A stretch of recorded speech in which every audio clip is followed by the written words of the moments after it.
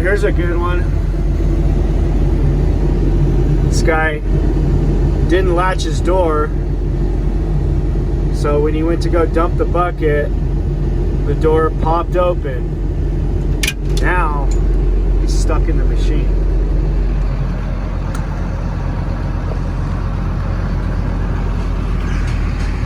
So the door is stuck right here. It won't close, it won't open. It's stuck. There's a magnet, a safety magnet, and it auto locks the hydraulics. So now hydraulics are locked, door won't open, door won't close, guy's stuck in the machine. That's how our morning's